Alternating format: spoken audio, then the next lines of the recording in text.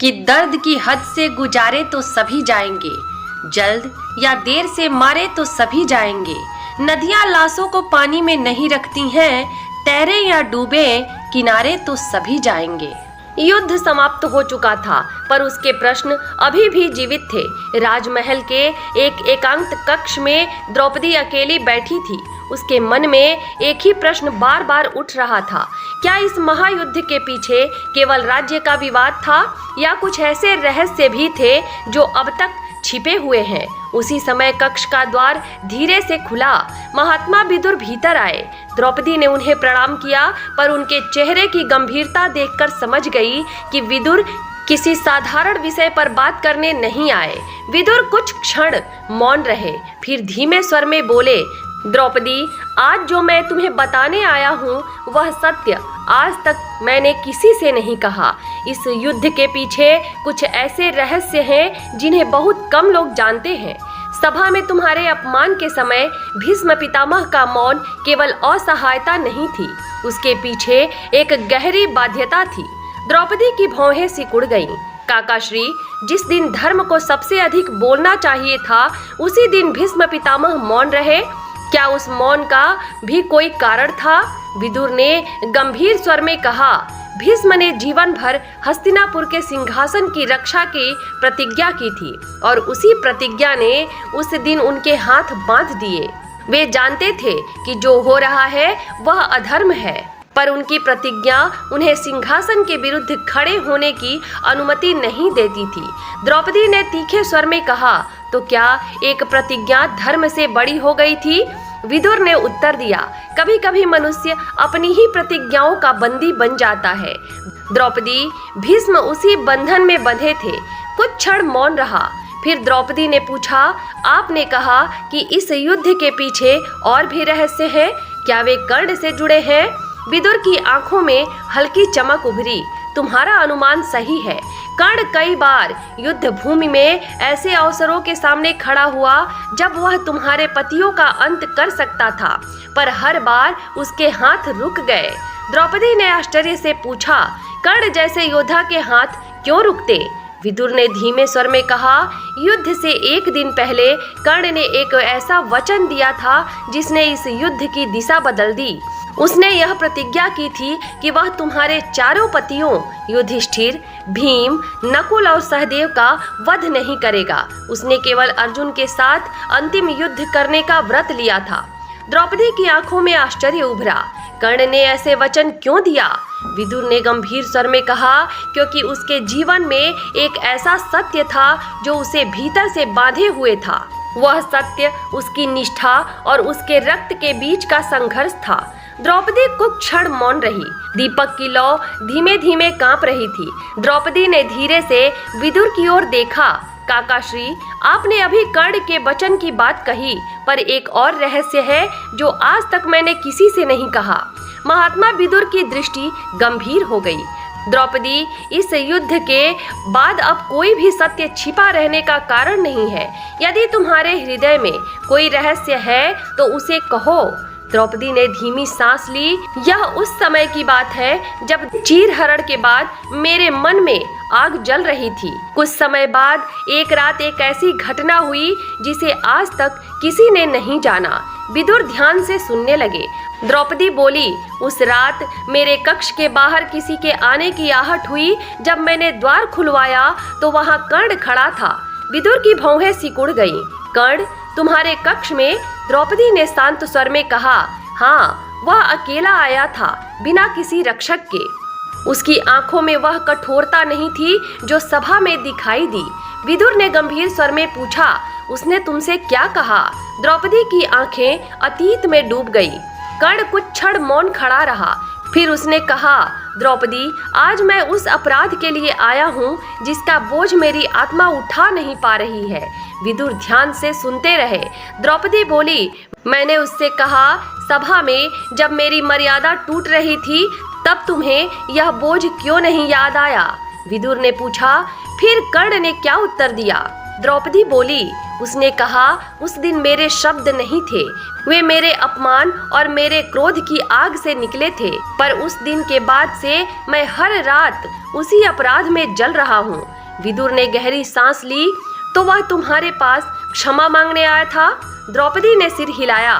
केवल क्षमा मांगने नहीं, उसने एक और बात कही। विदुर ने पूछा, कौन सी बात? द्रौपदी ने धीमे स्वर में कहा, उसने कहा, यदि उस दिन तुम्हारे स्वयंवर में तुमने मुझे सूत पुत्र कहकर अस्वीकार नहीं किया होता तो शायद आज मेरा जीवन और यह युद्ध दोनों अलग होते। विदुर कुछ क्षण मौन रहे, फिर बोले, तो कर्ण के मन में यह पीड़ा जीवन भर रही? द्रौपदी ने उत्तर दिया, हाँ, और उसी रात उसने मुझसे ही एक वचन लिया। विदुर ने पूछा, कैसा वचन? द्रौपदी बोली, उसने कहा, द्रौपदी, यदि कभी इतिहास मेरे बारे में निर्णय करे तो यह मत कहना कि कर्ण केवल अधर्म का साथी था, कहना कि वह अपने वचनों का बंदी था। विदुर की आंखों में गहरी सोच उतर आई। और तुमने क्या उत्तर दिया? द्रौपदी ने शांत स्वर में कहा, मैंने उससे कहा, कर्ण, मनुष्य अपने कर्मों से बड़ा बनता है। यदि तुम्हारे भीतर पश्चाताप है तो वह तुम्हें अधर्म से बड़ा बना सकता है। कक्ष में फिर कुछ क्षण मौन रहा। विदुर ने धीमे स्वर में कहा, तो यह वही कारण था जिसके कारण युद्ध में कर्ण ने कई अवसरों पर तुम्हारे पतियों को नहीं मारा? द्रौपदी ने गंभीर स्वर में कहा, हाँ काका श्री, उसने मुझसे कहा था मैं अर्जुन से युद्ध करूंगा, पर बाकी 4 पांडवों का वध कभी नहीं करूंगा। विदुर ने आंखें बंद कर ली। इतिहास जिन लोगों को केवल शत्रु मानता है, उनके भीतर भी कई अनकहे सत्य छिपे होते हैं। द्रौपदी ने धीमे स्वर में कहा, कर्ण का भी ऐसा ही एक सत्य था। कक्ष में दीपक की लौ धीरे धीरे कांप रही थी, पर वातावरण में एक अजीब सा तनाव भर गया था। महात्मा विदुर कुछ क्षण तक विचारों में डूबे रहे। फिर उन्होंने धीरे धीरे अपनी आंखें खोली और द्रौपदी की ओर देखा। उनका स्वर पहले से भी अधिक गंभीर था। द्रौपदी, तुमने अभी कर्ण के उस पक्ष का वर्णन किया है जिसे बहुत कम लोग जानते हैं, परंतु अब मैं तुम्हें एक ऐसा रहस्य बताने जा रहा हूँ जिसके बारे में आज तक किसी को पता नहीं है। द्रौपदी की दृष्टि तुरंत विदुर पर टिक गई। काकाश्री, इस युद्ध के बाद अब मुझे किसी भी सत्य से भय नहीं लगता। कहिए, वह कौन सा रहस्य है?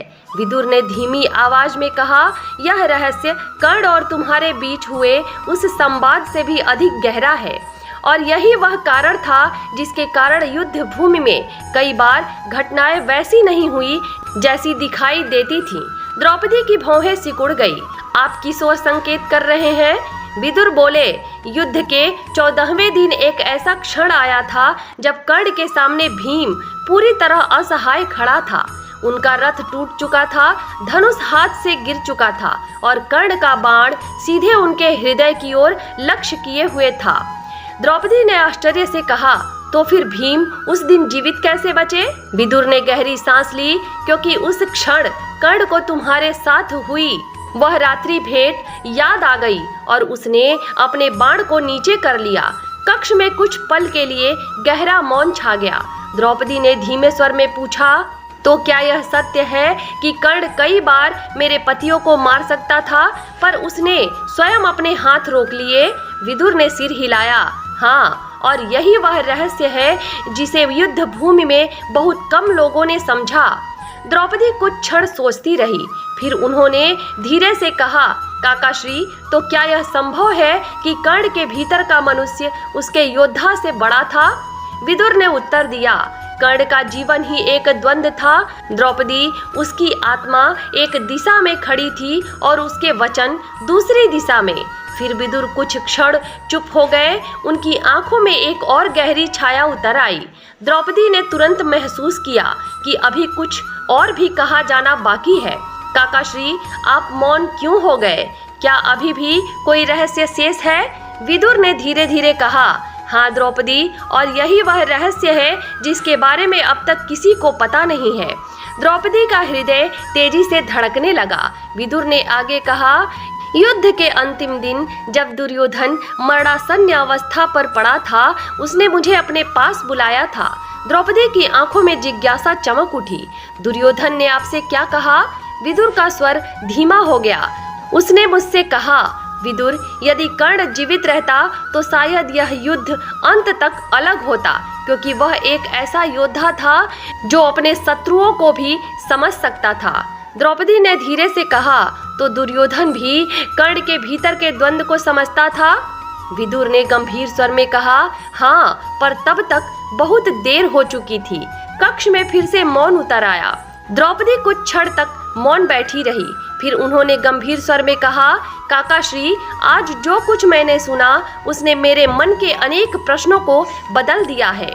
जिस कर्ण को मैंने केवल अपने अपमान का कारण समझा, उसके भीतर इतना पश्चाताप और द्वंद्व था, यह मैंने कभी नहीं सोचा था।